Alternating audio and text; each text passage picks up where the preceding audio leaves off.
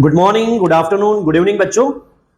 आज हम बीएसटी का second chapter principles of management वो चैप्टर पूरा कवर करने जा रहे हैं। ठीक है, तो जैसे पहले चैप्टर में हमने किया था, नोटबुक पेन लेके बैठना आप लोग। ठीक है, जो जो पॉइंट्स लगे, कीवर्ड्स लगे, वो लिखते रहना। ठीक है, ओके। इंट्रोडक्शन मैंने स्टार्ट किया है एक वेल नोन पर्सनालिटी से, वेल नोन ग्रुप से। नाम देख के ही, यानी आपको पिक्चर देख के ही पता चल गया होगा कि कौन है यहाँ पे। ठीक है, Jamshedji Tata, founder of Tata group of company. ठीक है, उनका डिटेल यहां पे दिया है, उनकी कौन कौन सी कंपनीज है वो यहां पे हमने मेंशन की है। एक शो किया है, उनमें से एक कैरेक्टर हमने ढूंढा है, दैट इज लीडरशिप। उनकी कौन कौन सी लीडिंग कंपनी हमारी कंट्रीज में अवेलेबल है। ठीक है, टाटा स्टील है, टाटा मोटर्स है, Tata global beverages, Tata chemical, Tata communication. ये सब इनकी जो वेल नोन कंपनीज है हमारे कंट्री में जो वर्क कर रही है, that is their leading company. Initiative, एक वर्ड यहाँ पे मैनेजमेंट का वर्ड है इनिशिएटिव। इनिशिएटिव यानी ये चीज हमारे कंट्री में उन्होंने स्टार्ट की थी।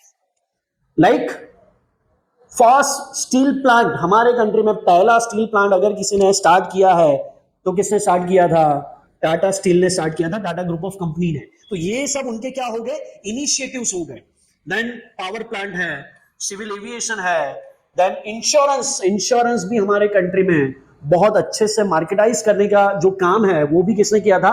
टाटा ग्रुप ऑफ कंपनी ने किया था। सो ये सब उनके क्या है? इनिशिएटिव्स है, जो पहली बार कंट्री में लाके उन्होंने क्या किया था? वो स्टार्ट किया था। ठीक है, so this are their initiatives. फिर जमशेदजी के बाद पूरे टाटा ग्रुप ऑफ कंपनी को संभाला किसने? रतन टाटा जी ने। So the question is, what has made this group successful? ये ग्रुप सक्सेस इतना कैसे हो गया? कोई भी फील्ड हो, कोई उनका नया इनिशिएटिव हो, कोई भी जगह वो हाथ डालते हैं, कोई भी इंडस्ट्री में जाता है, वो सक्सेस ही होता है। उसका रीजन क्या है? Reason is principles of management. हर इंडस्ट्री में, हर नए इनिशिएटिव में, हर नई कंपनी में, नए लीडरशिप में उनका जो प्रिंसिपल ऑफ मैनेजमेंट है वो सेम है। वो बहुत अच्छी तरीके से वो यूज करते हैं और इसी वजह से उनकी हर इंडस्ट्री में, हर कंपनी, उनका क्या होता है? सक्सेस होता है। ठीक है, so the meaning of principle of management क्या है? Meaning broad and general guideline. It's a broad and general guideline आपको प्रिंसिपल ऑफ मैनेजमेंट में दिया है of decision making and behaviour develop. कैसे आपको डिसीजन लेना है, कोई चीज पे कैसे रिएक्ट करना है, उसका प्रॉपर गाइडलाइन आपको कहां मिलेगा? प्रिंसिपल ऑफ मैनेजमेंट में मिलेगा। ऑन द बेसिस ऑफ, और ये जो गाइडलाइन है, ये जो प्रिंसिपल है, ये किसके बेसिस से डेवलप हुए हैं? On the basis of observation, experimentation and personal experience. So this is the meaning of principle of management. फिर से, ब्रॉड एंड जनरल गाइडलाइन किसके लिए? For decision making and behaviour develop on the basis of तीन चीजें: observation, experimentation and personal experience of the manager, जिसको क्या बोला जाता है? Principles of management. तो ये चीज थी टाटा ग्रुप ऑफ कंपनी में, जिसकी वजह से वो हर जगह, हर इनिशिएटिव में क्या होता है? वो सक्सेस होता है। ठीक है, ओके, आगे। दो मैनेजमेंट थिंकर है, दो लोग हैं जिन्हें पूरे प्रिंसिपल ऑफ मैनेजमेंट के बारे में ब्रॉडली गाइडलाइन दिया है, डिजाइन किया है। ठीक है, एक है फ्रेडरिक टेलर और दूसरे कौन है? हेनरी फेवल। ये आपको चैप्टर में ये दोनों के प्रिंसिपल के बारे में ही डिटेल में पढ़ना है। ठीक है, सो सबसे पहले हम बात करेंगे जो फ्रेडरिक टेलर है, उनका पूरा जो बायोडेटा है, सब कुछ यहां पे दिया है। Life time March 20, 1856 to 1950, profession American mechanical engineer, education degree in mechanical engineering, positions head apprentice machinist in 1874, executive Midvale steel company in 1884 and Bethlehem iron company in 1898। तो ये पूरा उनका पोजीशन है। और आपके एग्जाम के लिए आपको याद रखना है that he is a father of scientific management. कौन? फ्रेडरिक टेलर कौन है? Is a father of scientific management. ठीक है, क्यों? देखते हैं आगे। Modern management was unprofessional and should be studied as a discipline. जो मॉडर्न मैनेजमेंट है वो क्या है, अनप्रोफेशनल है and should be studied as discipline. बस उसको सब लोग ऐसे ही फॉलो करते ही रहे, पर उसमें कोई प्रोफेशनलिज्म नहीं था। Workers should cooperate with the management, there would be no need for trade union, कोई ट्रेड यूनियन की जरूरत नहीं है, सबको मिलके काम करना है। This is what the things. Partnership between train and qualify management and cooperative and innovative workforce, और इसकी वजह से आप जितने पार्टनर ऐड करते जाओगे उससे होगा क्या, झगड़े वगैरह नहीं बढ़ेंगे, उससे जो नया नया इनिशिएटिव है, इनोवेशन है, क्रिएटिविटी है, वो वर्कफोर्स में आपके ऐड होगा, जो आपका क्या बनेगा, स्ट्रेंथ बनेगा। ठीक है, ये उनके थॉट्स थे। साइंटिफिक मैनेजमेंट क्या है, डिस्कार्डिंग द ट्रेडिशनल अप्रोच, जो ट्रेडिशनल पुराना अप्रोच था उसको निकाल दिया, डिस्कार्ड कर दिया, to the management and adopting newer and more scientific approach, that is what scientific management is all about. तो टेलर का कंट्रीब्यूशन था, साइंटिफिक टेक्निक उन्होंने दी, साइंटिफिक प्रिंसिपल्स उन्होंने दिए, ये जो फ्रेडरिक टेलर है उनका कंट्रीब्यूशन था to the management and that's why he is known as a father of scientific management. Principle of scientific management जो फ्रेडरिक टेलर ने दिए थे वो हम स्टार्ट करने जा रहे हैं। This are the principle of Frederick Taylor scientific management. First क्या है, रूल ऑफ थंब, हम वन बाय वन एक एक एक्सप्लेन करते जाएंगे। सेकेंड है harmony not discord. Third cooperation not individual, right. सबको हमने फर्स्ट चैप्टर में पढ़ा कि सब जितनी भी हमारी एक्टिविटी है प्रोसेस में, सब में कॉपरेशन होना चाहिए। यहां पे एम्प्लॉयज के बीच में क्या होना चाहिए, कॉपरेशन होना चाहिए। Development of each and every person to their greatest efficiency and prosperity, सिर्फ और सिर्फ कंपनी का डेवलपमेंट होना चाहिए ऐसा नहीं है, हर एम्प्लॉय हर इंडिविजुअल का भी क्या होना चाहिए, डेवलपमेंट होना चाहिए, उसको उसका फ्यूचर वो कंपनी में दिखना चाहिए, राइट।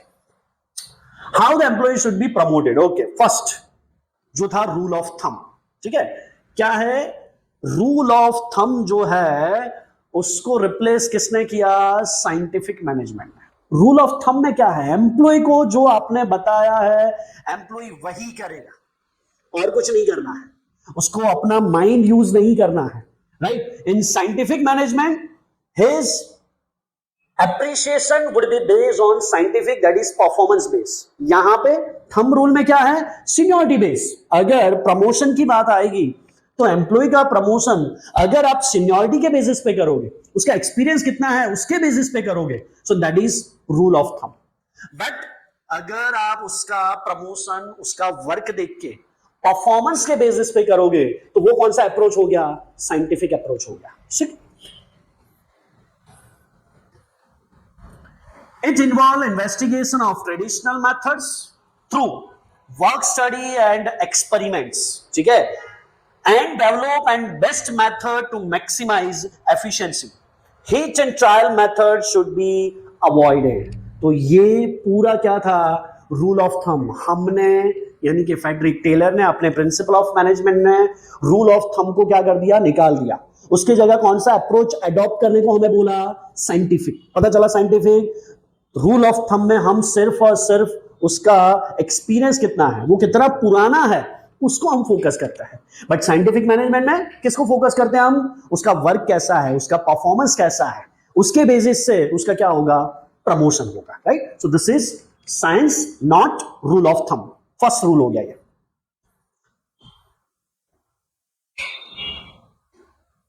सेकेंड वही है, science not rule of thumb. क्या दिया है, only one best method to maximise efficiency. आपको यहां पे मैक्सिमम एफिशिएंसी को फोकस करना है, राइट।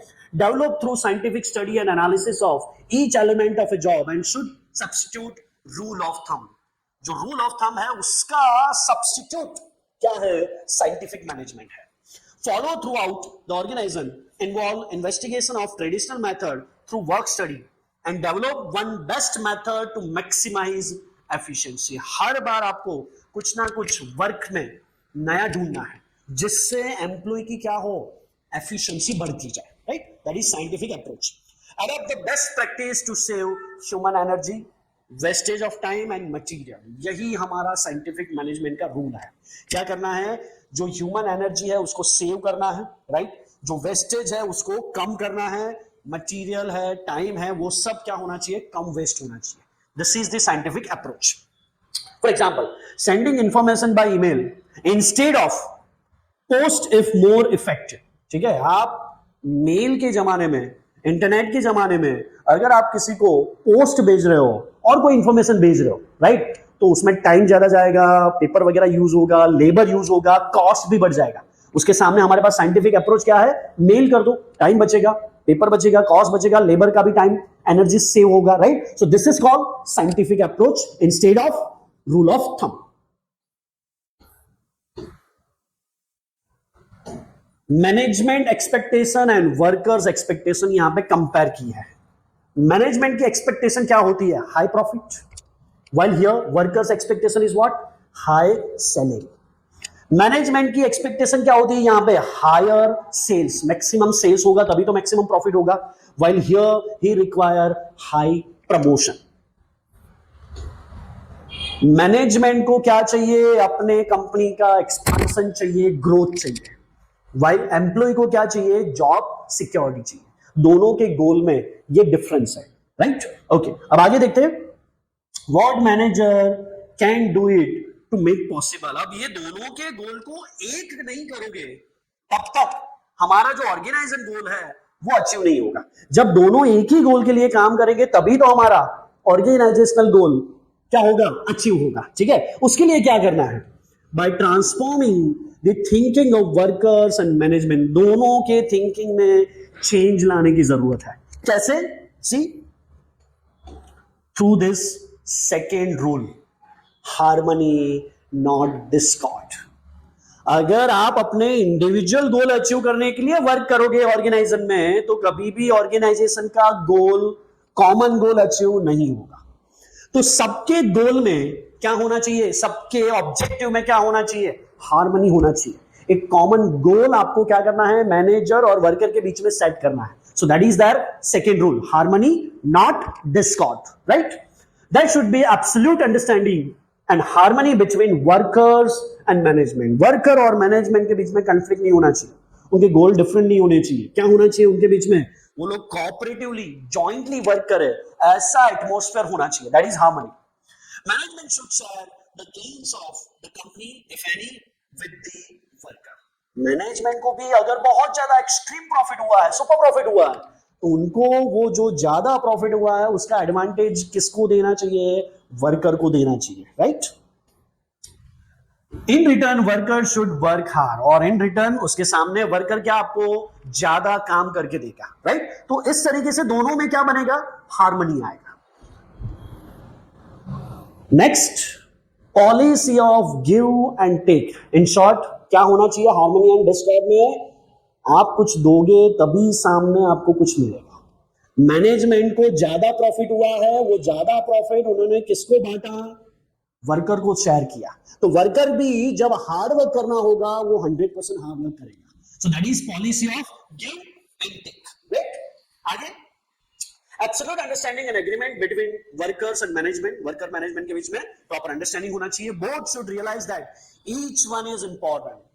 मैनेजर के बिना भी ऑर्गेनाइजेशन नहीं चलेगा, एम्प्लॉय के बिना भी ऑर्गेनाइजेशन नहीं चलेगा. तो दोनों इक्वल इंपॉर्टेंट है, right.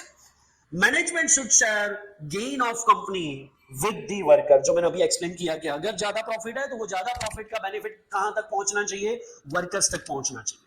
In return, workers should work hard with the discipline and loyalty.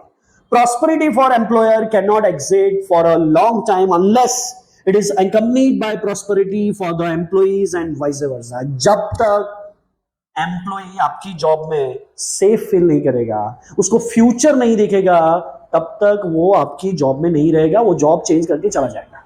तो उसको जॉब सिक्योरिटी होनी चाहिए, उसको अपना फ्यूचर कंपनी में दिखना चाहिए. कब, जब आप सामने कुछ एक्स्ट्रा दोगे, उसको जॉब सिक्योरिटी दोगे, ज्यादा प्रॉफिट में उसको बेनिफिट दोगे, तभी जाके जो आपका लेबर टेन्योर है वो क्या होगा, कम होगा.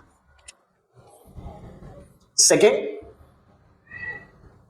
Cooperation not individualism.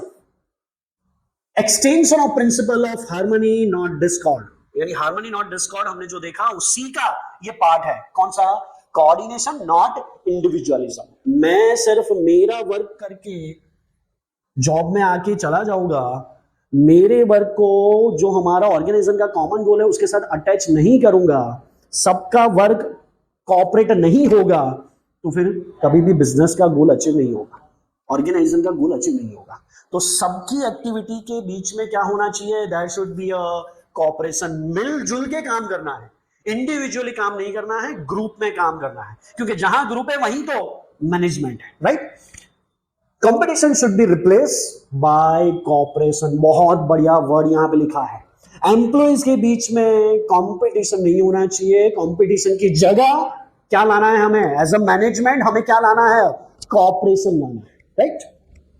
Management should award workers for giving valuable suggestions, that is called team work on decision making, ठीक है। जब भी कोई नया डिसीजन लेना है आपको क्या करना है, एम्प्लॉय को भी उसमें इन्वॉल्व करना है, राइट। तो इससे टीम वर्क बढ़ेगा, राइट। एक टीम क्रिएट कर दो, टीम को एक गोल दे दो, टारगेट दे दो, वो लोग उसको अचीव करने के लिए लग जाएंगे, तो उससे कोऑपरेशन बढ़ेगा, राइट। तो ऐसी डिफरेंट एक्टिविटी से, डिफरेंट एक्शन से एम्प्लॉइज में क्या आएगा, कोऑपरेशन आएगा, right.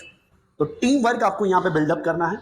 Worker should avoid making unreasonable demand and strike, सामने वर्कर का एंड से भी दिया है कि वर्कर को भी क्या करना है, अननेसेसरी डिमांड, आपको साल में एक बार सैलरी हाइक करके दे दिया, फिर हर 2 महीने 6 महीने के बाद आप सैलरी हाइक का डिमांड करोगे, दैट इज इनवैलिड, राइट। बार बार आप स्ट्राइक पे चले जाओगे, स्ट्राइक से मैनेजमेंट का तो लॉस होता ही है, हमारा यानी कि एम्प्लॉय का भी लॉस होगा, तो वो चीजें एम्प्लॉय को क्या करनी है, यहाँ पे अवॉइड करनी है, ठीक है। तो इसी से क्या आएगा, मैनेजमेंट में, बिजनेस में कोऑपरेशन बढ़ेगा, राइट।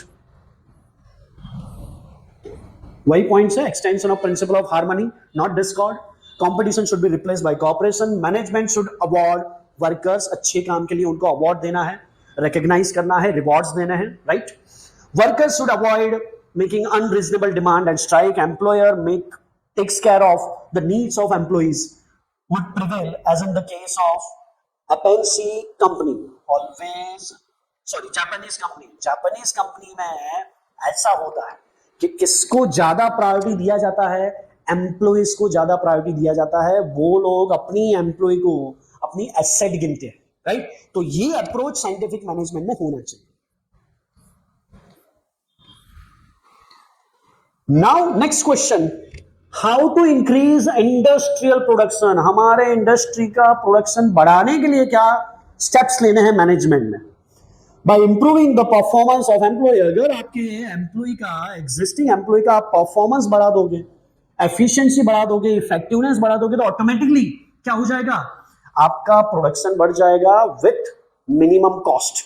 तो ये चीजें हमें करनी है, कैसे करेंगे, development of each and every person to their greatest efficiency and prosperity, जिसमें जितनी स्किल है as a employer, as a management आपको वो आइडेंटिफाई करना है और उनकी मैक्सिमम स्किल डेवलप हो, वैसी एक्टिविटी, वैसे एक्शंस हमें लेना है।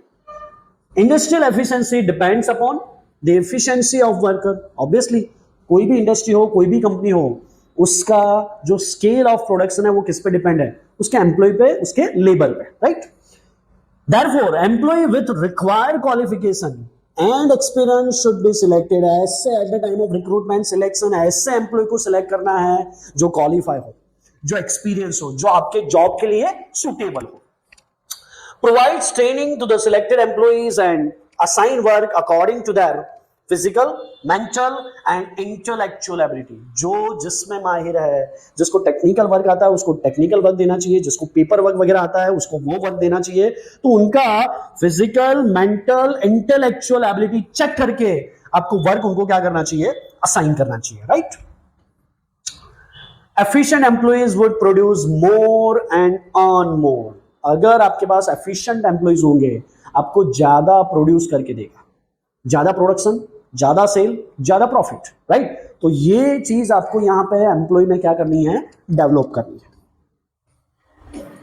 वही चीज आपको ब्रीफ करके दी है, उसकी टेक्निक्स यहां पे दी है कि कौन कौन सी टेक्निक्स है जिससे ये चीजें आप क्या कर सकते हो, डेवलप कर सकते हो। Functional foremanship, differential wage system, standardisation and simplification, work study में भी कौन कौन सी चीजें हैं? Time study, motion study, method study, fatigue study. One by one हम हर एक चीज, हर एक टेक्निक देखने जा रहे हैं, जिससे ये टेक्निक का पर्पस क्या है, आपको अपने एम्प्लॉय की, हर एक एम्प्लॉय की क्या बढ़ानी है, एफिशिएंसी बढ़ानी है। तो एफिशिएंसी बढ़ाने के लिए ये सब टेक्निक्स हमारे पास अवेलेबल है। वन बाय वन हम डिटेल में देखेंगे। Standardisation, technique in which company establish a standard such as product dimension, size, quality, then produce the product on the basis of that standard. Standard major आपने decide कर लिया कि हर एक employ को ये साइज से, ये क्वालिटी से, ये डायमेंशन से प्रोडक्ट प्रोड्यूस करना है, तो वो हमने उनको क्या दे दिया, एक स्टैंडर्ड दे दिया। तो ये स्टैंडर्ड से उनकी स्किल डेवलप होगी, आपका प्रोडक्शन बढ़ेगा। तो ये पहली टेक्निक है स्टैंडर्डाइजेशन। बेनिफिट्स क्या है इसके स्टैंडर्डाइजेशन से? To establish the standards of excellence and quality in material, उनके बार बार स्टैंडर्ड प्रोडक्ट वो प्रोड्यूस करेंगे तो उनका एफिशिएंसी बढ़ेगा और जो क्वालिटी ऑफ प्रोडक्ट है वो भी इंप्रूव होगा। To establish standards of performance of man and machines. Second technique is simplification. Simplification में हमें क्या करना है, aims at removing unnecessary variety. Unnecessary जो वैरायटीज है, साइज है, डायमेंशन है, वो जितनी ज्यादा रखोगे एम्प्लॉय का स्पेशलाइजेशन कम आएगा। एक ही स्टैंडर्ड साइज वैरायटी रखोगे, बार बार वही वर्क एम्प्लॉय करेगा रूटीन वर्क में, तो उसका स्पेशलाइजेशन आएगा। तो हमें जो प्रोडक्ट की वैरायटी, साइज, डायमेंशन है वो कैसा रखना है, एकदम सिंपल रखना है। ठीक है। बेनिफिट्स क्या होंगे? It results in saving of cost of labour, machine, tools सब बचेगा हमारा, and implies reduce inventories, fuel utilisation of equipment and increasing turnover भी बढ़ेगा, मैक्सिमम यूटिलाइजेशन ऑफ इक्विपमेंट होगा, कॉस्ट भी कम जाएगा। ये सिंप्लीफिकेशन का बेनिफिट है। ठीक है। So this is second technique. Third, functional formation. Functional का मतलब different department, different activity, different function. हमें हर एक्टिविटी को छोटे छोटे पार्ट में डिवाइड करना है। So that is functional formation. Separation of planning and execution. Planning is different thing, execution, production work is different thing. दोनों को क्या करना है, सेपरेट करना है। That is called division of work. ठीक है। Which is extended to the lowest level of the shop floor. इससे बेनिफिट क्या होगा, डिवीजन ऑफ वर्क का बेनिफिट मिलेगा, और जहां पे भी डिवीजन ऑफ वर्क होता है आपको 100% एम्प्लॉय में स्पेशलाइजेशन दिखेगा। Right. Improve the performance of the foreman. इससे जो फॉरमैन है उसका परफॉर्मेंस क्या होगा, इंप्रूव होगा। एग्जाम्पल दिए हैं। Planning in charge, under planning there are 4 foremen exist. Production incharge, under production incharge there are 4 specialist boss exist. ठीक है। हर एक का वर्क क्या होगा, काम क्या होगा, वो हम देखेंगे। प्लानिंग की पहले बात करेंगे। 4 फोरमैन को हमने अपॉइंट किया है। पहला है रूट क्लर्क। रूट क्लर्क जो डेली वर्क है उसको ऑब्जर्व करेगा। ठीक है।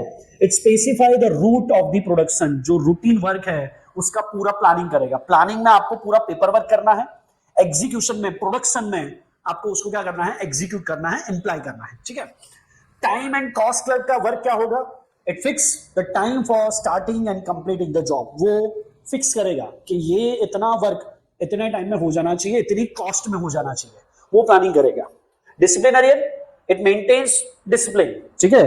जितने भी आपके डिपार्टमेंट है उसमें डिसिप्लिन मेंटेन करने का वर्क कौन करेगा, डिसिप्लिनरियन।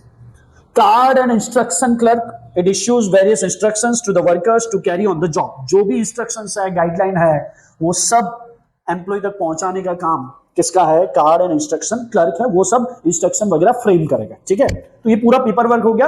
प्लानिंग के अंदर 4 क्या हो गए, क्लर्क हो गए, route clerk, time and cost clerk, disciplinarian, card and instruction clerk. Production जो इंचार्ज है उसमें भी 4 फोरमैन हमने अपॉइंट किया है। पहला है इंस्पेक्टर। इंस्पेक्टर का काम क्या होगा, it checks the quality of work. जो क्वालिटी स्टैंडर्ड आपने असाइन किया था उसके अकॉर्डिंगली प्रोडक्शन हो रहा है कि नहीं, वो क्वालिटी चेक करने का काम इंस्पेक्टर का है। ठीक है। रिपेयर बॉस, जो भी हमारे मशीनरी, अदर इक्विपमेंट है उसका रिपेयरिंग, मेंटेनेंस का जो भी पूरा वर्क है वो रिपेयर बॉस चेक करता रहेगा। Speed boss, it checks the cause of delay and remove them. अगर कोई जगह पे डिले हो रहा है, कोई जगह गैप आ रही है, तो उसको रिमूव करना और उसको रूटीन में लाना, दैट इज स्पीड बॉस, उसका काम है। Gang boss, it makes arrangement of machinery, material, tools, machine बिगड़ गया, नया मशीन लाना है, मटेरियल्स लाना है, टूल्स लाने हैं, ये सबका अरेंजमेंट का वर्क किसका होगा? गैंग बॉस का होगा। ठीक है, तो ये प्रोडक्शन इंचार्ज में इतने फोरमैन है, कौन कौन से? Inspector, repair boss, speed boss and gang boss, इनका ये वर्क होगा। तो इस तरीके से हमने फॉरमैनशिप कर दी, फंक्शनल फॉरमैनशिप कर दी, यानी ये हर एक चीज को डिफरेंट वर्क में, एक्टिविटी में, टास्क में डिवाइड कर दिया। सो this is foremanship. Factory manager, दो मैनेजर है, production manager and planning manager. ये पूरा फॉरमैनशिप का एग्जांपल हमें यहां पे दिया है। ठीक है, प्रोडक्शन मैनेजर में speed boss, gang boss, repair boss, inspector अभी हमने देखा। प्लानिंग में कौन कौन होगा? Instruct card clerk, route clerk, time and cost clerk, disciplinary work. और ये सबके अंडर सबको क्या अलॉट कर देंगे हम? वर्कर्स, एम्प्लॉइज अलॉट कर देंगे। राइट, नेक्स्ट टेक्निक है differentiate piece wage system.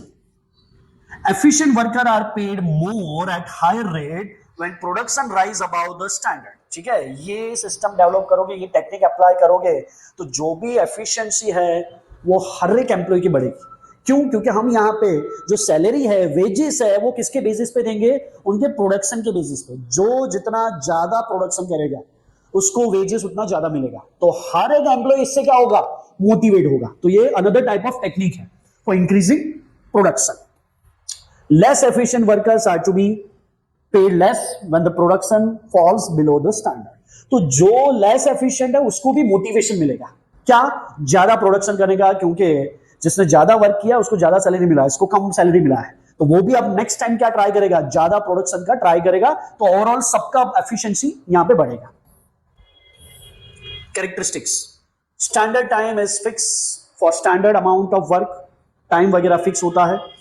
Lower rates for those who produce less than the standard quantity।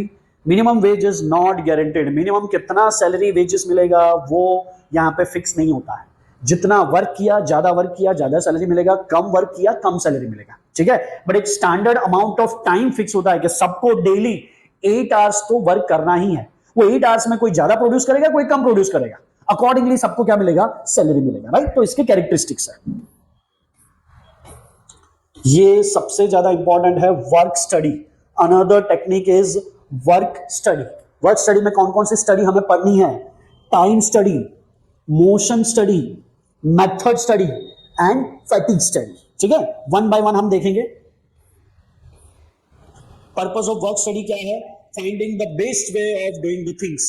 कोई भी काम करने के लिए कौन सा बेस्ट वे है वो हम यहां पे ढूंढेंगे। This is the purpose. Standard time taken to perform the task. कोई भी काम करने के लिए कितना टाइम चाहिए, स्टैंडर्ड टाइम चाहिए, कितना टाइम लगता है कोई टास्क कंप्लीट करने के लिए, वो इससे पता चलता है हमें। राइट, देन रिड्यूसिंग वेस्टेज, हमारा अननेसेसरी वेस्टेज ऑफ टाइम हो, मटेरियल हो, टूल्स हो, कुछ भी हो, वो कम होता है, जिससे कॉस्ट भी कम होगा। कैलकुलेट वेज रेट, आपको सैलरी कैलकुलेट करने में, वेजेस एम्प्लॉय का कैलकुलेट करने में ये इजी रहेगा। And improve the workers productivity, worker का जो क्वालिटी है, प्रोडक्शन है, वो भी इससे क्या होगा? इंप्रूव होगा। This are the objectives of motion study, sorry work study. Okay, method study meaning क्या है? वन बाय वन हम देखते जाएंगे। उसमें पहला है मेथड स्टडी, तो find out the best way of doing the job out of various method. बहुत सिंपल है, बहुत सारी मेथड ऑफ प्रोडक्शन अवेलेबल है, उसमें से बेस्ट वे ऑफ प्रोडक्शन कौन सा है वो आपको चूज करना है। That is called method study. Right, benefit क्या होगा इससे? Aim at standardising the job. Employ में क्या आएगा? स्टैंडर्डाइजेशन आएगा। आपके हर एक एम्प्लॉय के प्रोडक्शन में, प्रोडक्ट में क्या मिलेगा? आपको स्टैंडर्डाइज मिलेगा, क्योंकि सब लोग सेम मेथड से क्या करेंगे? प्रोड्यूस करेंगे। तो प्रोडक्ट में क्या मिलेगा? स्टैंडर्डाइज मिलेगा। Minimise the cost of production and maximise the quality and satisfaction of the customer. हमारा जो मेन एम है फॉर द प्रोडक्शन वो यहाँ पे सर्व होगा। कैसे? कॉस्ट ऑफ प्रोडक्शन मिनिमाइज हो जाएगा, कॉस्ट, और मैक्सिमम क्वालिटी और कस्टमर सेटिस्फेक्शन मिलेगा। सो दिस इज कौन सा है? Method study. Next, motion study refers to the study of movement. Motion का मतलब आपको यहां पे समझना है मूवमेंट, लाइक लिफ्टिंग, एक जगह से दूसरी जगह लिफ्ट करना, putting objects, sitting and changing positions etcetera, ठीक है, कोई चीज कहां पे कहां रखी है, वो सब चीजों का मोशन, शिफ्टिंग, उसमें कितना टाइम लगता है, एक जगह से दूसरे डिपार्टमेंट में ले जाने का टाइम, प्रोड्यूस हो गया उसको वेयर हाउस में ले जाने का time, that is called motion study, ठीक है। आपने फैक्ट्री यहां पे बनाया, वेयर हाउस कहीं दूर जगह पे ले जाओगे, क्या होगा, मोशन स्टडी वहां पे मैटर करेगा। क्यों, अगर डिस्टेंस ज्यादा होगा तो डिस्टेंस ज्यादा से क्या होगा, आपका जो टाइम है, कॉस्ट है, वो बढ़ जाएगा। So that is motion study.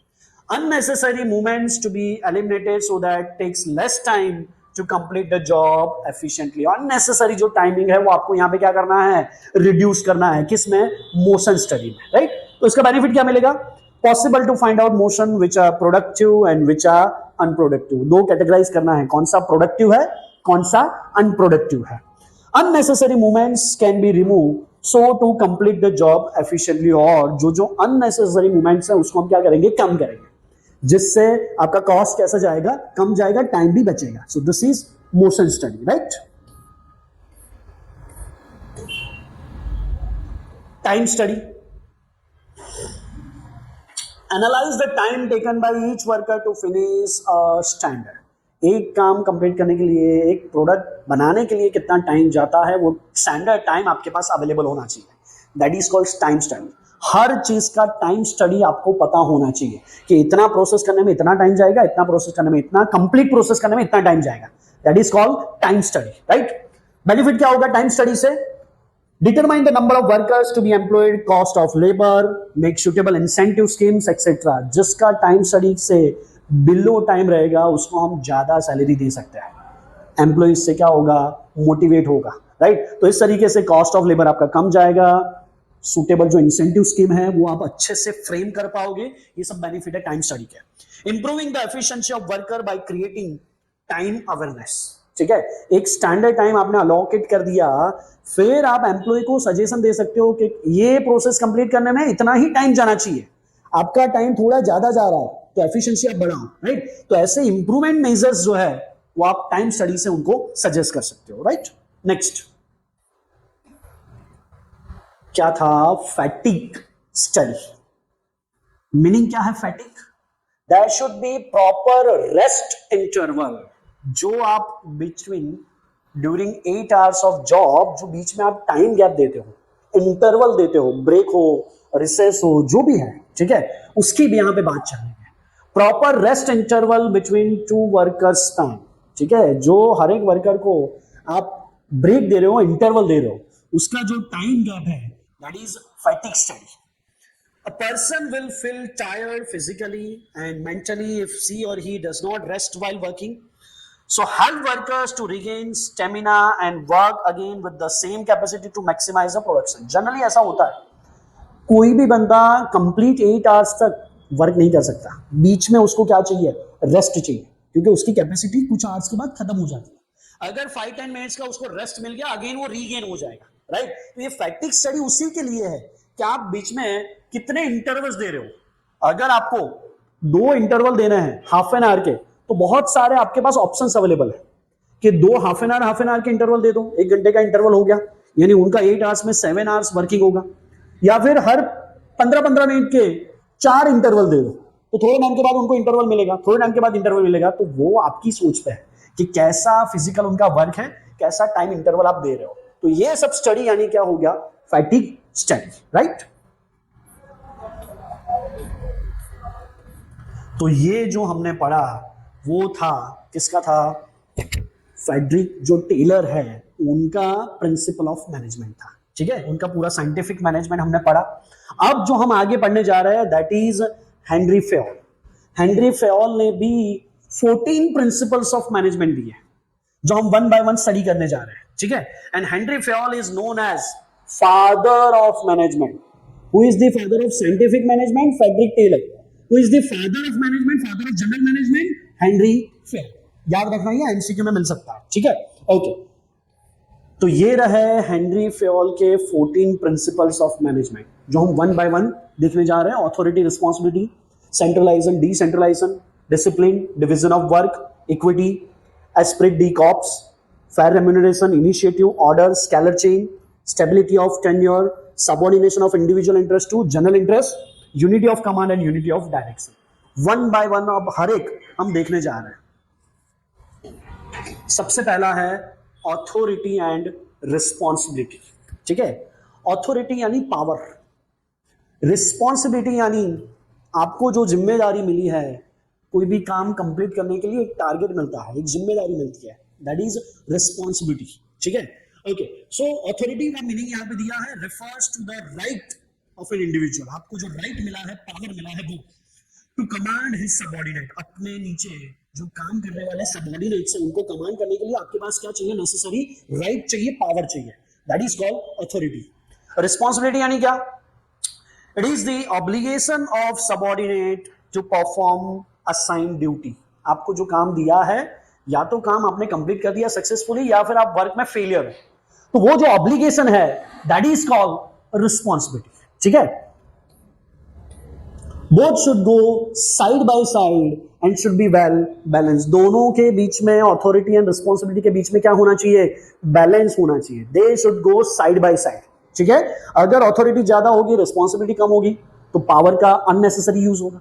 अगर रिस्पॉन्सिबिलिटी ज्यादा है, अथॉरिटी कम होगी, तो फिर क्या होगा, आप अपनी रिस्पॉन्सिबिलिटी 100% नहीं निभा पाओगे, क्योंकि आपके पास नेसेसरी पावर नहीं है, अथॉरिटी नहीं है, राइट। तो ऑलवेज दोनों के बीच में क्या होना चाहिए, बैलेंस होना चाहिए।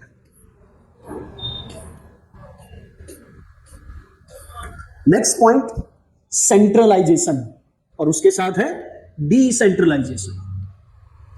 Decision making authority is retain, जो भी डिसीजन आप ले रहे हो बिजनेस में, it is retain by higher management. वो सिर्फ और सिर्फ, हमने पढ़ा था 3 लेवल्स ऑफ मैनेजमेंट, तो जो टॉप मैनेजमेंट है, सिर्फ उसके पास ही डिसीजन मेकिंग का पावर है। So that is called centralisation, right. And generally it exist in smaller organisation. छोटी ऑर्गेनाइजेशन में सेंट्रलाइजेशन ही होता है। ठीक है, सब पावर टॉप अथॉरिटी के पास ही होता है। Decentralisation, process of giving authority at lowest level of management to take decision within their power। पूरा जो पावर है वो टॉप से लेके बॉटम तक क्या होगा, डिवाइड होता जाएगा। So that is called decentralisation. पूरे पावर का यहां पे क्या होता है, डिवीजन होता है, that is decentralisation.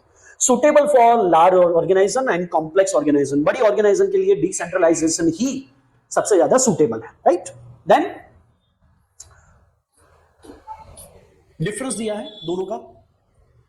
Centralisation makes power at higher level, this is at from lower level, from top to bottom.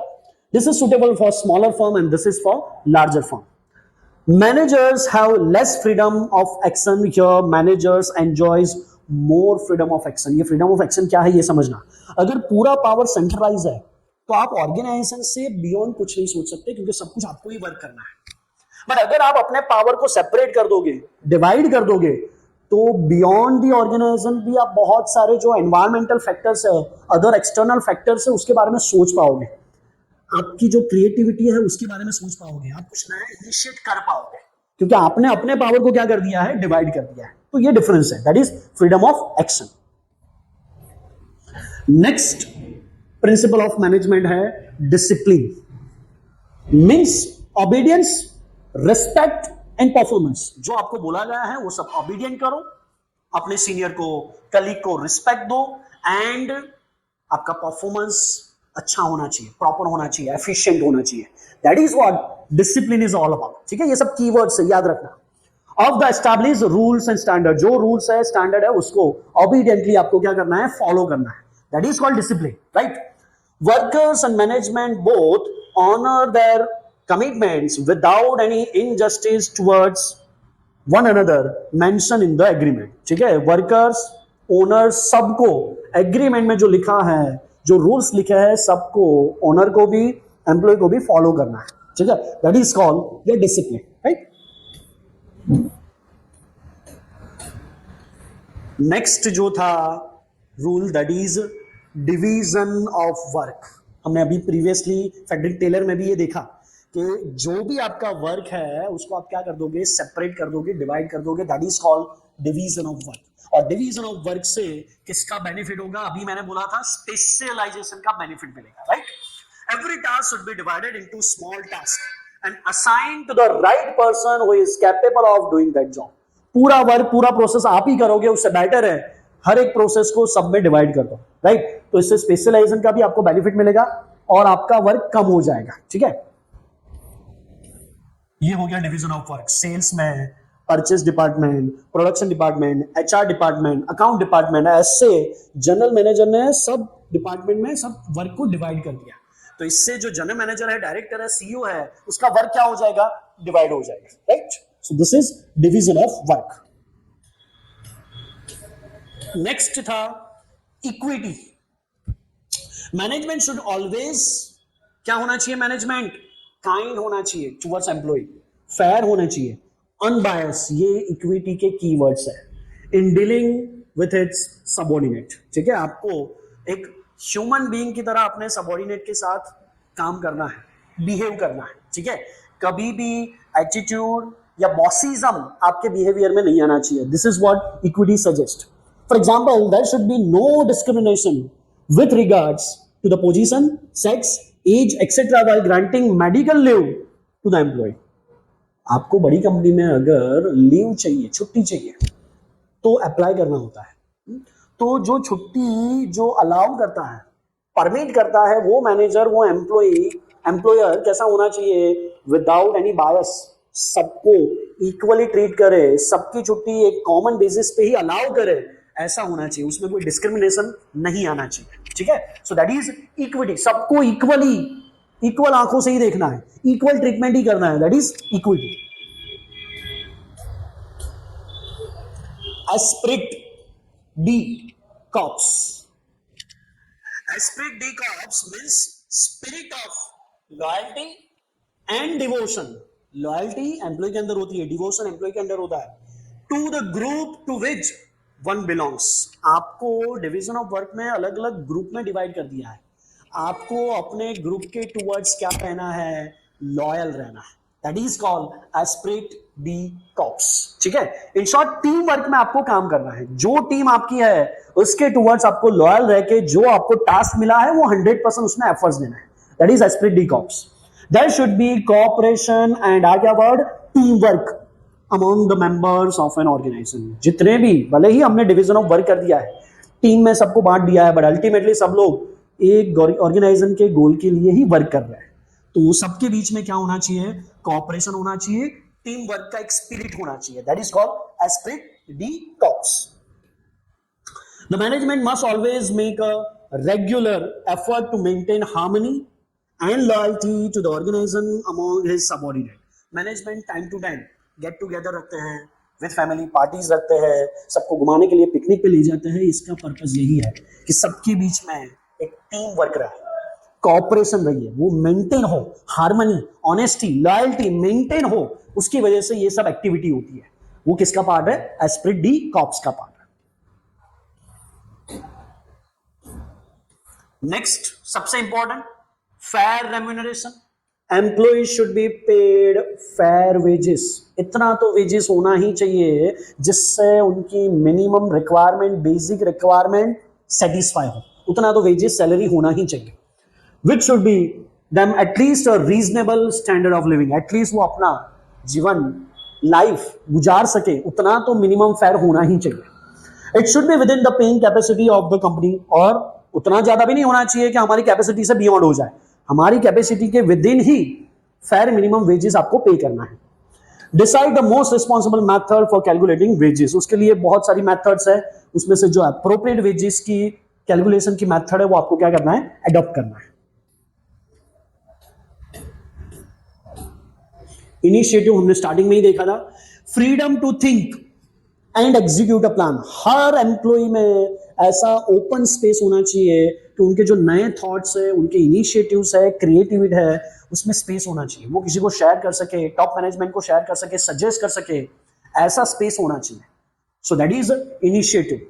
Powerful motivator of human behaviour and a source of strength for the organisation. अगर आप human behaviour अच्छा रखोगे तो freedom वो feel करेगा, और वो freedom feel करेगा तो उसके माइंड में जो भी इनिशिएटिव आएगा, क्रिएटिविटी आएगी, नई सोच आएगी, वो आपको शेयर करेगा जो आपके बिजनेस में हेल्प हो सकती है, right. So that is initiative. Encourage initiative is likely to motivate employees to work better and hard work. ठीक है, इसका एक पर्पज ये भी है कि उनको और ज्यादा मोटिवेट करने के लिए, ज्यादा अच्छे से वर्क करने के लिए, हार्ड वर्क करने के लिए भी हम क्या देते हैं, मोटिवेशन देते हैं। ठीक है, next order. Order means right man to the right job and right material in the right place, this is called order. जो पर्सन को आपने जो प्लेस डिसाइड की है, हर रोज वो वहीं पे वर्क करना चाहिए, दैट इज इट्स ऑर्डर। जो मटेरियल का आपने प्लेस डिसाइड किया कि ये मटेरियल ये स्पेस पे ही होना चाहिए, वो ऑलवेज वहीं पे से आपको मिलना चाहिए, दैट इज कॉल्ड ऑर्डर। जो टूल्स की जगह आपने एक सेपरेट कोई कपबोर्ड रखा है, कोई गोडाउन वगैरह रखा है, उसका कोई स्टोर रूम रखा है, तो वो टूल्स वो मटेरियल वहीं से मिलना चाहिए, दैट इज कॉल्ड ऑर्डर। ठीक है, तो जो भी लेबर है, मटेरियल है, टूल्स है, उसका एक प्लेस फिक्स है, वही प्लेस से वो चीजें मिलनी चाहिए। कई बार घर में ऐसा होता है कि हम घर से निकल रहे हैं, ठीक है, तो हमारे एक्टिवा की नहीं मिल रही है, यानी आपने वो की proper order, proper right place पे नहीं रखी। हमारे घर में की स्टैंड होता है, किसके लिए, कि हर की वहीं से आपको मिल जाएगी। स्टिल अगर आप यहां वहां रख दोगे, इसका मतलब आपने प्रॉपर ऑर्डर में उसको नहीं रखा है। ये तो घर की बात हो गई। अगर बिजनेस में ऐसा हुआ कि कोई एक छोटे से टूल्स की वजह से आपका पूरा प्रोसेस रुक गया, तो वो तो हमें लॉस हो जाएगा, कॉस्ट बढ़ जाएगा। तो इसलिए हर चीज उसके राइट प्लेस पे होनी चाहिए, right. Employ should occupy that place wherein he और she can render the best possible service. ऐसा नियर बाय प्लेस होना चाहिए कि कोई भी जाए उसको वो प्लेस से वो चीज मिल ही जाए, सो that is called order. This would ensure effective utilization of available resources in the organization. इससे unnecessary time waste नहीं होगा, ढूंढने में ये ढूंढने में ये ढूंढने में टाइम वेस्ट नहीं होगा, आपका प्रोसेस स्मूथली चलेगा, राइट। सो इसके लिए इफेक्टिव यूटिलाइजेशन ऑफ हमारा क्या होगा, रिसोर्सेज होगा। स्केलर चेन सबसे ज्यादा इंपॉर्टेंट है। Chain of superior ranging from top management to the lowest rank, एक चेन होता है, वो चेन आपको स्केलर चेन में फॉलो ही करनी है। टॉप से बॉटम ऑर्डर्स मिलेंगे, इंस्ट्रक्शंस मिलेंगे, सब कुछ मिलेगा, वो चेन के थ्रू, सिस्टम के थ्रू ही फॉलो होना चाहिए। वैसे बॉटम टू टॉप जो भी रिपोर्ट्स वगैरह है, जो आपने वर्क किया है, वो सब आप बॉटम टू टॉप भेजोगे, वो भी चेन के थ्रू ही फॉलो होना चाहिए, that is called scalar chain. There should be a clear line of authority and from top to bottom linking all managers at all level. एक छोटा सा स्केलर चेन यहां पे दिया है, this is scalar chain. Boss है, अगर इनको कम्युनिकेट करना है तो दिस थ्रू दिस ऐसे जाएंगे, राइट। यहां कम्युनिकेट करना है तो यहां से यहां जाएंगे, दिस इज स्केलर चेन। अगर इनको कुछ रिपोर्ट यहां पे भेजना है तो ये इनके थ्रू ही जाएंगे, तो ये क्या हो गया, पूरा एक चेन हो गया, ठीक है। Everyone has to follow this chain from top to bottom, bottom to top. इसमें और एक चीज होती है गैंग प्लैंक। सबऑर्डिनेशन में contrast a superior or his superior in case of an emergency disregard the hierarchy of the control. However, immediate superior must be informed about the matter. ये रहा gang plan, ये है scalar chain. पहले scalar chain को समझ लो, this is your scalar chain. A to B, B to C, C to D, D to E, E to F to G, A to L to M to N to O to P to Q। ये chain हो गया, सबको ये follow करना ही है, ये दोनों scalar chain हो गए, ठीक है। ओके, नेक्स्ट टॉपिक हमारा है गैंग प्लैंक। उसी में स्केलर चेन में ही हमने देखा कि जो A है वो G तक कम्युनिकेशन कैसे होगा, A to B, B to C, C to D, D to E, E to F, F to G। Same यहां पे भी A to L, L to M, N, O, P, Q। ये तो हो गया scalar chain. But in case of emergency, अगर F को P से कम्युनिकेट करना है तो ये चेन फॉलो किए बिना वो डायरेक्ट जब P से कम्युनिकेट करेगा, सो ये जो ब्रिज है इसी को क्या बोला जाता है, gang plank, right. I hope it is clear, ठीक है। सो सबऑर्डिनेट में कॉन्टेक्ट है सुपीरियर और is superior in case of any emergency.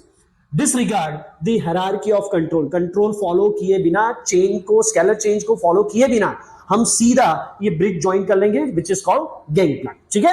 Okay, next stability of tenure. Tenure का मतलब आप बोल सकते हो टर्नओवर।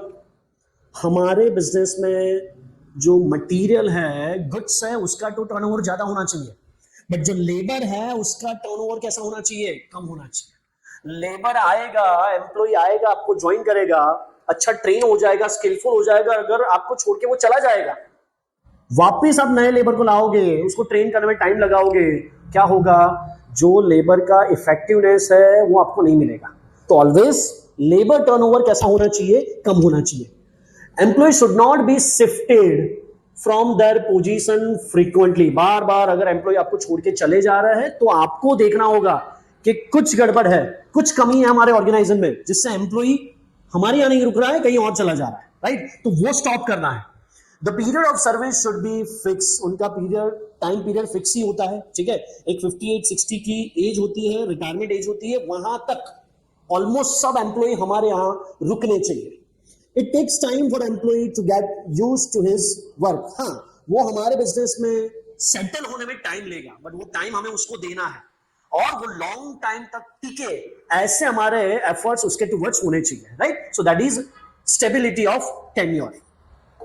नेक्स्ट है subordination of individual interest to group interest. जब आपके सामने कोई ऐसी सिचुएशन आ गई है जिसमें एक आपका इंटरेस्ट छिपा हुआ है, जिसमें हमारे दूसरी तरह ग्रुप का, ऑर्गेनाइजेशन ऐसा हो, उसका इंटरेस्ट छिपा हुआ है, वो टाइम पे आपको प्रायोरिटी किसको देनी है? जो ग्रुप इंटरेस्ट है, जो ऑर्गेनाइजेशन का इंटरेस्ट है, उसको प्रायोरिटी देनी है, नहीं कि हमारे इंडिविजुअल इंटरेस्ट को प्रायोरिटी देनी है, ठीक है? So goal of the firm are always supreme. Always जो बिजनेस का गोल है वही प्रायोरिटी पे होना चाहिए। Employ must put away personal interest को साइड पे रख दो and put company objectives first. Company objective को ही पहली प्रायोरिटी देनी है। So that is called subordination of individual interest over general interest, right? Next principle, unity of command.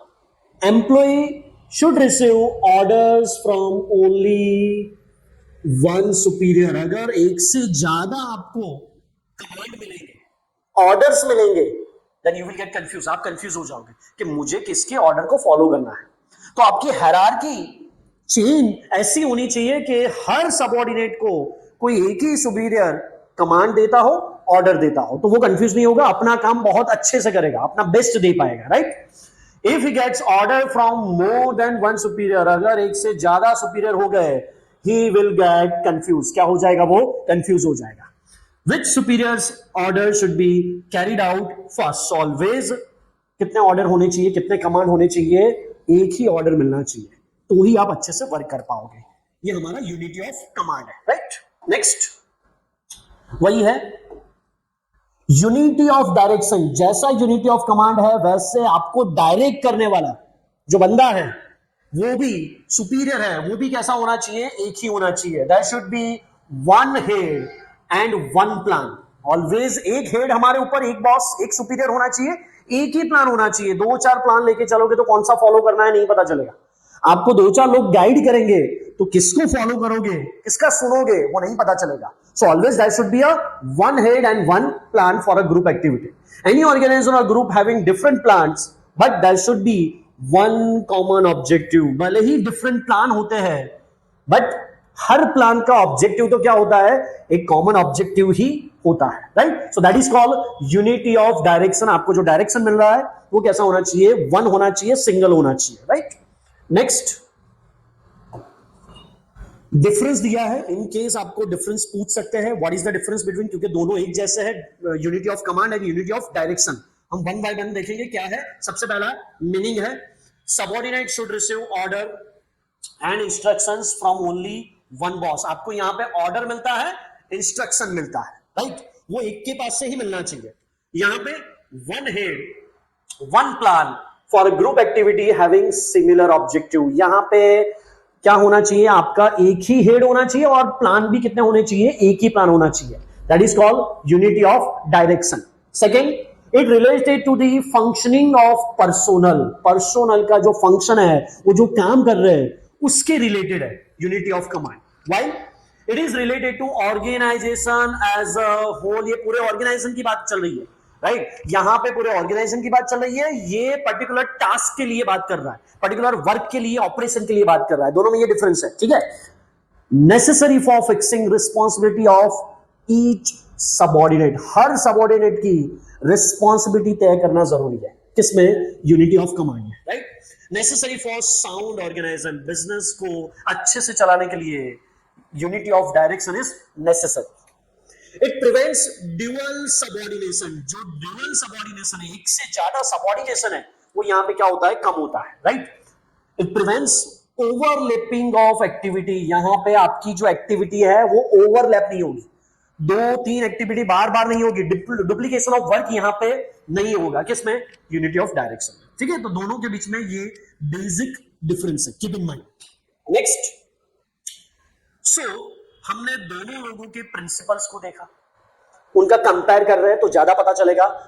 Frederick Taylor और हेनरी फेवल। फ्रेडरिक टेलर ने किस पे focus किया, he focus on improve the productivity of workers, worker की productivity, quality बढ़नी चाहिए, skill बढ़ना चाहिए, एफिशिएंसी बढ़ना चाहिए, ये फोकस था एफडब्ल्यू टेलर का, ठीक है। हेनरी फेवल ने किस पे फोकस किया, हेनरी फेवल ने टू इंश्योर बेटर मैनेजमेंट, इसने सिर्फ और सिर्फ अच्छे मैनेजमेंट पे फोकस किया, इसने सिर्फ वर्कर पे फोकस किया, इसने पूरी ऑर्गेनाइजेशन के मैनेजमेंट पे फोकस किया है, राइट। नेक्स्ट डिफरेंस क्या है, एम्फेसाइज, इसने एम्फेसाइज किस पे किया, एप्लीकेबल एट शॉप लेवल, छोटे बिजनेस में, स्मॉल इंडस्ट्री, मीडियम इंडस्ट्री के लिए, स्मॉल मीडियम इंडस्ट्री के लिए ये सही है, right. But at general management level, large industry के लिए, बड़े बड़े इंडस्ट्री के लिए कौन सा सुटेबल है, हेनरी फेवल सुटेबल है। Unity of command, it can take order from 8 specialised foreman, यहां पे यूनिटी ऑफ कमांड आपको कम दिखेगा, डिफरेंट स्पेशलाइज्ड फॉरमैन थे, डिफरेंट डिपार्टमेंट हमने किए थे, वो सबके पास से क्या मिलता था, ऑर्डर मिलता था। जो चीज को हेनरी फेवल ने क्या बताया है, आपको क्या करना है, unity of command strictly follow करना है। यहां पे एक एम्प्लॉय है, उसके ऊपर कितने सारे बॉस है, यहां पे यूनिटी ऑफ कमांड फॉलो नहीं हो रहा है, यहां पे strictly unity of command Henry Fayol ने फॉलो किया है, right. Basis of formation, observation and experimentation, इसका मेन बेसिस क्या है, उसने बार बार ऑब्जर्व किया, एक्सपेरिमेंट किया और फिर जाके एक प्रिंसिपल ऑफ मैनेजमेंट हमें प्रोवाइड किया, राइट। इसने अपने पर्सनल एक्सपीरियंस से सब जगह as a employ, as a management work किया, बड़ी बड़ी कंपनी में वर्क किया, तब जाके इन्होंने 14 प्रिंसिपल्स ऑफ मैनेजमेंट हमें प्रोवाइड किया है। तो ये दोनों के बेसिस में बहुत फर्क है। Applicability, applicable in specialised condition, कोई पर्टिकुलर कंडीशन के लिए, कोई पर्टिकुलर एक्टिविटी के लिए ये आप अप्लाई कर सकते हो, ठीक है। While this is universally applicable, कोई भी बिजनेस ले लो, कोई भी ऑर्गेनाइजेशन ले लो, हर बिजनेस में, हर ऑर्गेनाइजेशन में किसके प्रिंसिपल्स ऑफ मैनेजमेंट फॉलो होते हैं, हेनरी फेवल के, right. Personality, he is a scientist while he is a practitioner, ठीक है, ये प्रैक्टिशनर थे।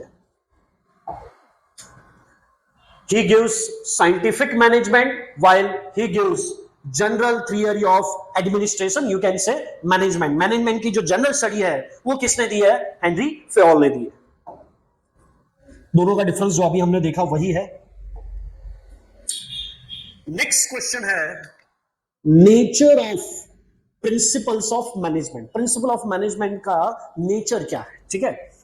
First, cause and effect relationship, second, universal applicability, third, based by human behavior, involves flexibility, contingent, applicable by practice and experimentation, lay general guideline, ठीक है। तो ये हम one by one detail में देखने वाले हैं। अगर इसको शॉर्ट में आपको याद रखना है तो कुछ शॉर्टकट भी यहां पे लिखा है, CUBICAL, क्यूबिकल, जो किसका शॉर्ट फॉर्म है, nature of principle of management का शॉर्ट फॉर्म है, ठीक है। वन बाय वन हम देखेंगे। अब ये सबसे पहला है effect and cause relationship, form a cause and effect relationship and indicates effect of certain action. For example, if wages are paid on piece rate system, the quantity of work will increase, but the quality will suffer. This is called cause and effect. आप कोई method, कोई principal को adopt कर रहे हो, उसका effect क्या आएगा वो भी आपको स्टडी करना है. That is called cause and effect relationship. ठीक है. अगर आप पीस वेज रेट सिस्टम यानी क्या, जो जितना प्रोड्यूस करेगा उसको उतना ज्यादा सैलरी मिलेगा, जो कम प्रोड्यूस करेगा कम सैलरी मिलेगा. तो यहां पे आप फोकस कर रहे हो क्वांटिटी पे, but what about its quality. तो ये जब आप दोनों चीजें स्टडी करोगे, that is called cause and effect relationship. ठीक है. तो जब भी कोई भी प्रिंसिपल ऑफ मैनेजमेंट आप फॉलो कर रहे हो, उसके कोज एंड इफेक्ट रिलेशनशिप को जानना जरूरी है. फिर जाके आप अपने बिजनेस में उसको क्या कर सकते हो, अप्लाई कर सकते हो. राइट. Second, universal applicability. हम ऐसे प्रिंसिपल ऑफ मैनेजमेंट फॉलो करेंगे जो यूनिवर्सली क्या होंगे, एप्लीकेबल होंगे. कोई भी जगह चले जाओ, कोई भी बिजनेस, कोई भी इंडस्ट्री ले लो, कोई भी ज्योग्राफिकल एरिया ले लो, वो वहां पे अप्लाई होगा ही होगा. ठीक है. अभी हमने दो लोग को कंपेयर किया था, एफडब्ल्यू टेलर और हेनरी फ्योल, जिसमें मैक्सिमम किसके प्रिंसिपल्स यूनिवर्सली एप्लीकेबल थे, हेनरी फ्योल के. Right. So apply to all type of organisation and level, business as well as non-business, public sector as well as private sector, manufacturing as well as service sector, सब जगह पे जो apply है, that is universally applicable. Top level requires more planning than middle level. Top level पे planning ज्यादा चाहिए, तो आप ऐसे ही principle of management apply करोगे जो कैसे है, universally acceptable. Based by human behavior. बेटा ये जो nature of principle of management है, वो आपको क्या suggest कर रहा है? क्या आपके पास एफडब्ल्यू टेलर के प्रिंसिपल ऑफ मैनेजमेंट है, आपके पास हेनरी फ्योल के प्रिंसिपल ऑफ मैनेजमेंट है, उसमें से आपको कौन से बेस्ट चूज करके अप्लाई करना है, वो trick nature of principle of management में दिया है. ठीक है. थर्ड है based by human behaviour. More emphasise is laid down on human behaviour. आप जो भी प्रिंसिपल ऑफ मैनेजमेंट अप्लाई कर रहे हो, उससे आपके एम्प्लॉय का रिएक्शन क्या है, ह्यूमन बिहेवियर क्या है, वो भी आपको देखना है. Right. Also understanding between human and material resources, ये रिलेशनशिप भी आपको यहां पे स्टडी करना है. फिर पर्टिकुलर प्रिंसिपल ऑफ मैनेजमेंट आप अप्लाई कर सकते हैं. Principle of order, that is proper relationship between man and material. यही बोला है प्रिंसिपल ऑफ ऑर्डर में कि मैन और मटीरियल को आपको क्या करना है, प्रॉपर ऑर्डर में अरेंज करना है, प्लेस करना है. तभी जाके आप अच्छे प्रिंसिपल ऑफ मैनेजमेंट को फॉलो कर पाओगे, उसको मैनेजमेंट में अप्लाई कर पाओगे. राइट. तो आपको ह्यूमन बिहेवियर भी चेक करना है. Involves flexibility. फ्लेक्सिबल यानी कि चेंजेबल. आपने कोई प्रिंसिपल ऑफ मैनेजमेंट अडॉप्ट कर लिया, अप्लाई करना स्टार्ट कर दिया, अगर आगे जाके पता चला कि ये तो मैंने गलत डिसीजन ले लिया था, ये प्रिंसिपल ऑफ मैनेजमेंट सही नहीं है, तो आपके पास वो टाइम पे ऐसा ऑप्शन होना चाहिए कि आप उसको चेंज करके दूसरा रिप्लेस कर पाओ. यानी हर प्रिंसिपल ऑफ मैनेजमेंट में क्या होना चाहिए, फ्लेक्सिबिलिटी होना चाहिए, आगे जाके उसको हम चेंज कर पाए, ऐसी फ्लेक्सिबिलिटी होनी चाहिए. सो flexible and can be modified by manager when situations so demand. जब सिचुएशन चेंज होगी, वो प्रिंसिपल ऑफ मैनेजमेंट को आप क्या कर पाओ, चेंज कर पाओ, उसमें मॉडिफाई कर पाओ, ऐसा कैरेक्टर होना चाहिए. Concentration. If the size of firm are small, decentralization. If the size of organization is big, ये concentration नहीं है, centralization है. अगर small business है तो आप किस में जाओगे, centralize में जाओगे. बट जैसे जैसे business बढ़ता जाएगा, बड़ा बिजनेस हो गया, तो फिर सेंट्रलाइज नहीं चलेगा, आपको क्या कन्वर्ट करना होगा, सेंट्रलाइज को डिसेंट्रलाइजेशन में कन्वर्ट करना होगा. तो ये हो गया फ्लेक्सिबिलिटी. राइट. बिजनेस बड़ा हो गया तो अब आप सेंट्रलाइज को क्या कर दोगे, डिसेंट्रलाइज कर दोगे. So that is flexibility. Contingent और dependent upon prevailing situation at a particular point of time. ठीक है. कैसी सिचुएशन है ये मैटर करता है, ये डिपेंड करता है. तो जैसी सिचुएशन है, आपको वैसा प्रिंसिपल ऑफ मैनेजमेंट क्या करना है, अप्लाई करना है. अभी हमने देखा स्मॉल बिजनेस है तो आप सेंट्रलाइजेशन में जाओगे, बड़ा बिजनेस हो गया किस में जाओगे, डिसेंट्रलाइजेशन में जाओगे. तो कैसी सिचुएशन, कैसे टाइम है, वो मैटर करता है. That is called contingent. Right. Fair remuneration. wages are paid on the basis of capability of employee. An organization paying capacity of the organising, ठीक है। सो दैट इज कंटीजेंट, कैसा आप earn कर रहे हो उस पे आप रेम्यूनरेशन डिसाइड करोगे। कोई पीस रेट सिस्टम में जाएगा, कोई time rate system, time wise salary पे करेगा, वो आप पे डिपेंड है, ठीक है। Depend upon the time, depend upon the situation. Applicable bye practice and experimentation.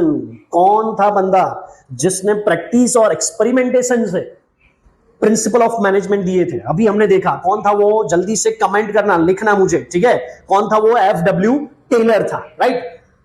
Form by experience and collective knowledge of managers as well as experimentation. जो principle through practice से, एक्सपेरिमेंट से बना है, वो आपको 100% सक्सेस दिलाएगा। तो ऐसे प्रिंसिपल ऑफ मैनेजमेंट तो चूज करने ही चाहिए। फैटिक स्टडी, क्या था फैटिक स्टडी में? यही तो हमने देखा, रेस्ट, इंटरवल, इंक्रीज एफिशिएंसी। अगर आप कुछ टाइम के बाद अपने एम्प्लॉय को ब्रेक दे दोगे तो उसके ब्रेक के बाद उसका एफिशिएंसी और बढ़ जाएगा। ये हमने फैटिक स्टडी में देखा, राइट। सो ये सब जो प्रिंसिपल्स है वो किससे डिराइव होते हैं? थ्रू प्रैक्टिस, थ्रू एक्सपेरिमेंटेशन से, राइट। सो ये चीज भी आपके प्रिंसिपल ऑफ मैनेजमेंट में होनी चाहिए। नेक्स्ट, ले general guidelines to decision making but do not provide ready-made solution to all managers problem. Always principle of management हमें जनरल गाइडलाइन देते हैं, बट आपका बिजनेस, आपकी सिचुएशन, वो सब डिफरेंट होता है, टाइम फैक्टर सब डिफरेंट होता है। आपको वो जो प्रिंसिपल है वो वर्ड टू वर्ड फॉलो नहीं करना है, उसमें से आपकी सिचुएशन के रिगार्डिंग कौन सा एप्लीकेबल है वही फॉलो करना है। तो ऑलवेज प्रिंसिपल ऑफ मैनेजमेंट आपको क्या सजेस्ट करता होना चाहिए? एक जनरल गाइडलाइन आपको प्रोवाइड करता हुआ होना चाहिए।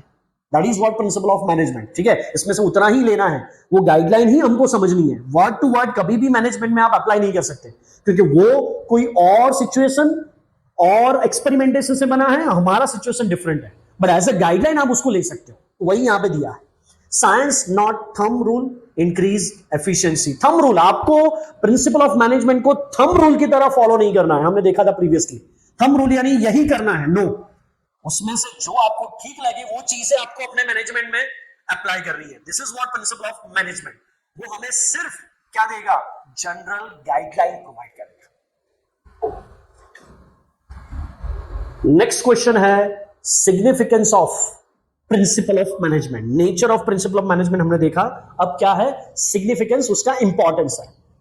क्या है? Adopted changing environment, scientific decision, social responsibility, administration become effective, managerial growth, management training, education and research. Short में अगर इसको याद रखना है तो ASSAMM, ठीक है।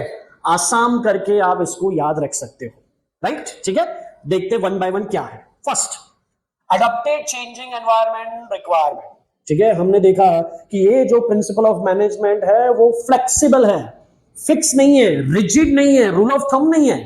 तो टाइम टू टाइम आपको वो प्रिंसिपल ऑफ मैनेजमेंट में क्या लाना है? एनवायरनमेंट चेंज होगा तो हमारे प्रिंसिपल ऑफ मैनेजमेंट में भी हम क्या लाएंगे? चेंजेस लाएंगे, right. General guidelines but they can be modified as such help management to meet changing requirement of the environment, ठीक है। जो प्रिंसिपल ऑफ मैनेजमेंट है हमें जनरल गाइडलाइन प्रोवाइड कर रहे हैं, जैसे जैसे एटमॉस्फेयर चेंज होगा, टाइम फैक्टर चेंज होगा, हम हमारे प्रिंसिपल ऑफ मैनेजमेंट में भी क्या ला सकते हैं? चेंजेस ला सकते हैं, ठीक है। Now some companies are outsourcing their non-care activities to reduce its cost.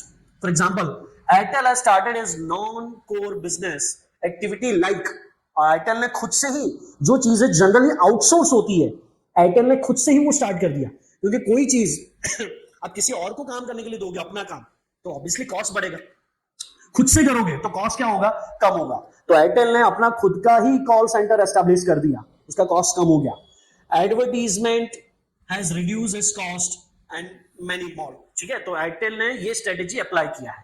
तो मैनेजमेंट ने तो ऐसा बोला है कि division of work, but with change in time Airtel को ऐसा लगा कि नहीं, हमें डिवीजन ऑफ वर्क में नहीं जाना है, हम सब हमारा काम खुद से ही करेंगे, कुछ आउटसोर्स नहीं करवाएंगे, जिससे हमारा कॉस्ट कम होगा।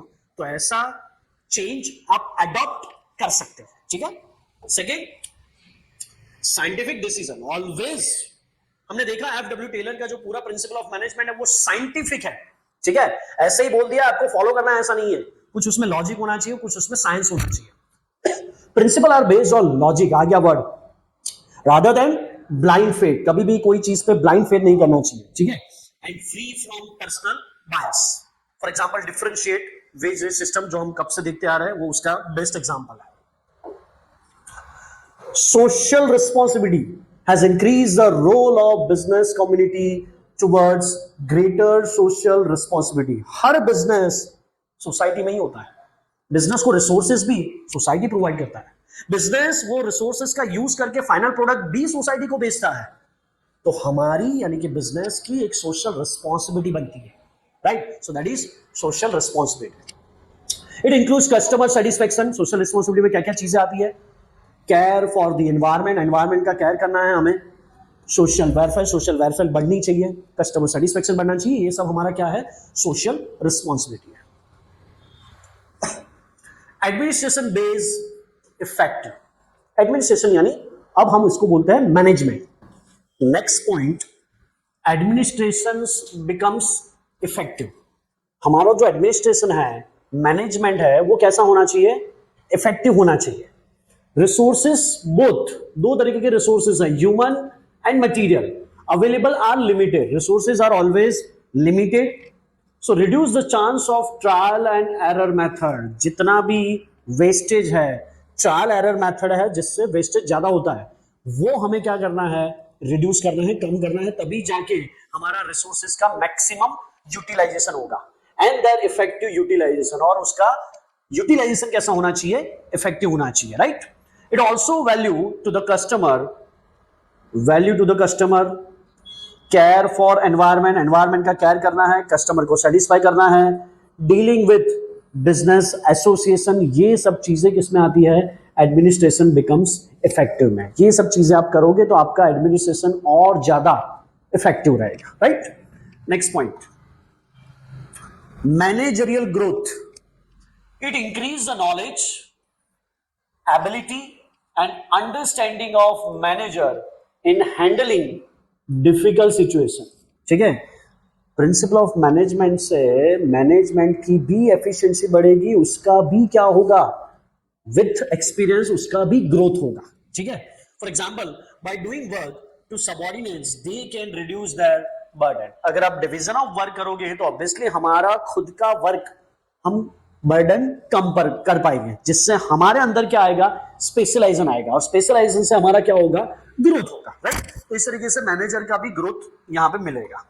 And last point, management training, education and research. पूरा प्रिंसिपल ऑफ मैनेजमेंट आपको प्रोवाइड करता है training, education and research. Future में आप लोग आफ्टर 12th मैनेजमेंट में मास्टर्स कर सकते हो, यानी आपको एजुकेशन मिल रहा है, ट्रेनिंग भी मिलेगा, आप उसमें आगे जाके क्या कर सकते हो? रिसर्च भी कर सकते हो, ठीक है। तो जो प्रिंसिपल ऑफ मैनेजमेंट का जो स्कोप है बहुत ही वाइड है, नैरो नहीं है, right. Basis for management training, education and research. For example professional courses, बहुत सारे प्रोफेशनल कोर्सेज है मैनेजमेंट के, जैसे एमबीए जो डिग्री है वो प्रोफेशनल डिग्री है मैनेजमेंट का, right. Such as MBA, BBA, teach this principle as a part of their curriculum। ये बीबीए एमबीए में यही पूरे जो प्रिंसिपल ऑफ मैनेजमेंट है वो पूरा डिटेल में आपको सिखाया जाता है, पूरा उसका ट्रेनिंग दिया जाता है, राइट। तो इसको एज अ एजुकेशन भी हमने क्या किया है? डेवलप किया है, जिससे हर एक स्टूडेंट के अंदर, हर एक बंदे के अंदर आप कौन सा स्किल ऐड कर सकते हो? मैनेजमेंट का स्किल डेवलप कर सकते हो, राइट। सो ये इसका पर्पस है ट्रेनिंग, एजुकेशन एंड रिसर्च का, ठीक है बच्चों। तो ये था हमारा second chapter principal of management, ठीक है। इतने टॉपिक हमने यहाँ पे कवर कर लिए हैं। नेक्स्ट चैप्टर 3 में लेके आऊंगा, तब तक आपको क्या करना है? चैप्टर 2 के अच्छे से नोट्स बनाने हैं, पॉइंट्स लिखने हैं, और उसके पॉइंट्स के जितने भी कीवर्ड्स हैं उसका नोटबुक अच्छे से प्रिपेयर करके लर्न कर देना है, ठीक है। मैंने पहले ही बोला था कि सब चैप्टर कंप्लीट हो जाने के बाद मैं आपके सामने केस स्टडीज हर एक चैप्टर वाइज लेके आऊंगा, ठीक है। सो तब तक आपको जितने नोट्स है विथ कीवर्ड्स बहुत अच्छी तरीके से लर्न करना है, ठीक है बच्चों। Thank you so much.